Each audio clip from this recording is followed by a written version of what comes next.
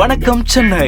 நீங்கள் மிகவும் எதிர்பார்க்கப்பட்ட வெளிநாட்டு படிப்பு கல்வி கண்காட்சி மீண்டும் வந்துவிட்டது. ஐக்கிய நாடுகளின் உலகளாவிய சிறப்பு விருது வென்றவர் மற்றும் ஆசிய புத்தக சாதனையாளர் வழங்குகிறோம் சாண்டா மோனிகா ஸ்டடி அப்ராட் எஜி எக்ஸ்போ 2025 பவர்ட் பை கிரெடில்லா.